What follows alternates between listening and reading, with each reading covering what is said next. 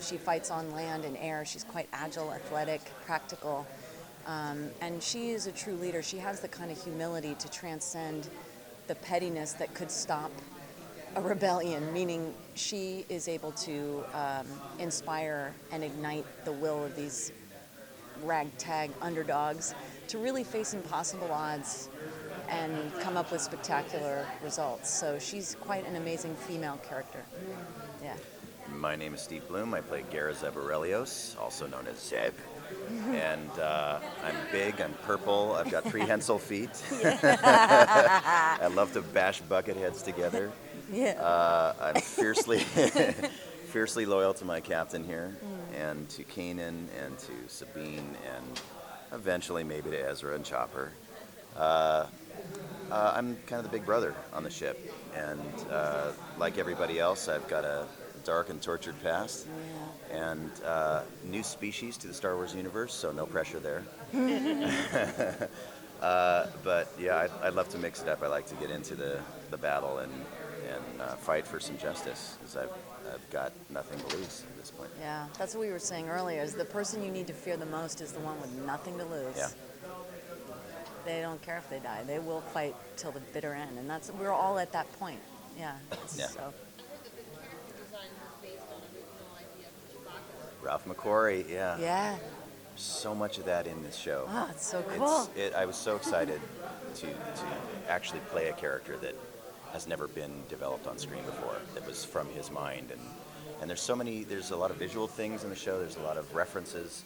So just to be part of all of that is amazing enough, without the incredible writing and the music and all of the other elements that go along with this. Yeah, it's huge for me. How did you figure out the voice of the characters that you guys How did you guys figure out the voices for the characters that you portrayed? Did they give you direction, or did you just figure it out from the script? Well, what I like is that oftentimes, like I play Erwin on The Grim Adventures of Billy and Mandy. Yes, he's a little boy, and so I based him on an ex-boyfriend who played a lot of video games and was like, hello. So Erwin says, what's up, yo? So I had to go, every time before I would say a line, I would say, hello, and then I would go, what's up, yo? This character literally comes from such a very sacred personal place in my heart that rather than working from the outside in, with this show in particular, we've all worked from the inside out. These voices are very organic, they're very true, they're raw, they're honest, and so the preparation is really to just relax and trust that and let us speak from our hearts, and I think it lends a kind of integrity and vulnerability that makes us more likable. And you feel that and can hear it in the read, I think. Mine is just my morning voice. It's like Brenda Vaccaro with a really bad accent. No, we played with it a little bit. We on the little breakdowns, especially in the callbacks, they said they wanted something maybe British, maybe I think there was a list of 5 different possible accents that we could try, and I just sort of squished them all together to this amalgamation of different accents, and partially because I can't do a really great British accent, so it ended up starting as a heavy Cockney like that, but it was unintelligible, so spread it out a little bit, softened it up, and put in a little bit of Australian, a little Kiwi, a little bit of Northern England, a little bit of London, and just came up with something that's, to me, sounds like a bad British accent, but it works. It seems to work perfectly for Zeb. Can you give us a little bit of a sample? Oh yeah, well, it's basically just this, but him bashing bucketheads who take stormtroopers by the heads and smash them together like that, but he's very loving at the same time. He's got the highs, he's got the lows. You know, he can scream when he needs to.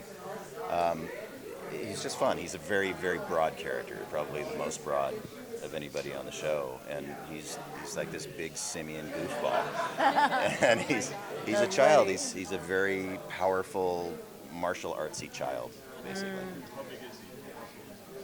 I don't know exactly. That's the question for Dave, probably. He's probably around the 7-foot range, I would imagine. Yeah, he's a pretty big boy. Yeah, I'm working on that. I'm just for the live action, just in case. feel about, obviously we're at Comic-Con, Star Wars fans everywhere, I know you're at Star Wars Weekend. Yes. Meeting So with fans, awesome. how do you feel being part of that Star Wars universe? Well, previous to this, it's been very sacred and personal.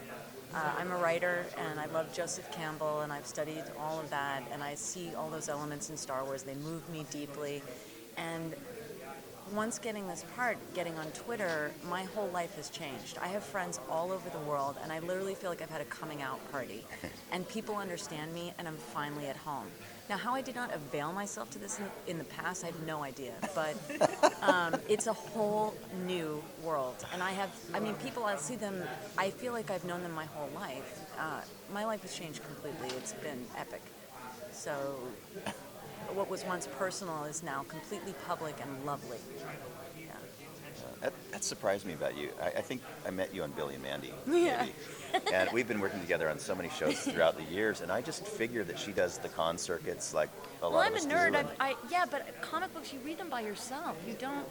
No, I mean, conventions with well, the yeah. fans and getting yourself out there with the fans, and you really hadn't done much of that before this, right? Well, not the ones that you do. This is my 9th Comic-Con here in San Diego, but I haven't traveled. Like, there are certain voice actors who like do world tours of conventions. I have Yes. no idea what that's about. I'm about to get into it 'cause Yeah. it's awesome. I had no idea. Yeah. But yeah, so I'm not really familiar with it. But as a geek, I've collected things by myself on the floor, looking at things. So it's very different. Okay. Yeah, but I've been doing the con circuit for probably 10 years, and I've been doing animation for 20 years. And going to something like Star Wars Weekend, it takes it to a whole different level. The fandom is just at a whole other level. I started out in anime, and that's a pretty dedicated fan base. And this has that same obsession kind of quality to it. Where I think the thing that really struck me the most in Orlando was seeing these families where you see little kids 2 years old and then grandma 90 years old in a wheelchair, and they're all wearing Star Wars t-shirts matching, and they're cheering and chanting our names as we're riding by in these cars, waving Unreal. with our names on it for Star Wars. And the show hasn't even come out yet. I have never experienced anything like that before in my But life. it's also, there's no room for megalomania. It's not like No. we're up there going like, yeah, hey, how you doing? Oh. We're a part of something that's not even about us. No. And we're paying homage to it. And so that's what's really cool about it, is none of us are going to get fat heads about this, because it's not about us. It's about Leia putting that information into R2-D2 Yeah. ultimately. That's where we're at. That's what's important, not us. We're just, but we all love it equally, the fans and the actors. So that's what's really cool about it. Whereas in on-camera things, those actors are sort of on high and untouchable. You can talk to me on Twitter anytime you like. Just DM me. I'll probably follow you back. It's awesome. Yeah. Yeah. I can't tell you how many times I wanted to jump out of the car in the motorcade Oh, and just like hug and just people. hug people, because I know. we're doing oh my God, it's like a new hope again. Yeah, I know. It's 1977. Do you understand? Yeah. Yeah, we're So- all fans. We're all Everyone's so jolly about it, Yeah. and Star Wars fans are not bizarre people. They're like, aren't you concerned? I'm like, no, dude, no. You're either Sith or, it's fine. We'll work it out. Like, it's just not a big deal.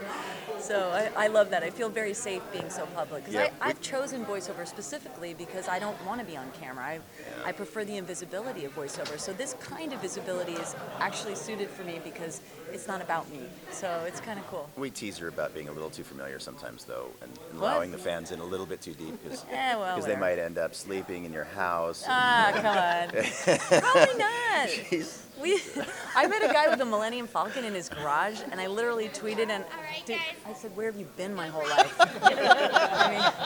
Maybe that was a mistake. I don't know. We'll see. But yeah. Big brother will protect you. Don't worry. Yeah, all right. I got your back. Thank All right. you. Thank you. My friend and I made these T-shirts. She's bringing them up on Saturday. If you email me, Oh, I can really? either drop it off when at Oh, your awesome. hotel. Very Just tell me what side. Do you want one? Oh, love one. Yeah. Really? Oh, yeah. That's awesome. Just email me and we'll. Okay. Are you staying?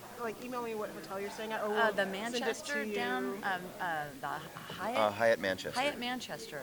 Where's that at? It's, You mean the one it's where two the doors Xbox down room from is? the convention center. Oh, There's okay, yeah. Marriott. Yeah, it's on the other side of the cool. Marriott. Oh yeah, just email us your size and we'll. Okay. Okay. Thank you so much. Cool. Awesome. Thank you guys. Thanks so It was so much. nice meeting you. Yeah, nice meeting Can't you wait to too. see the show. This is your card?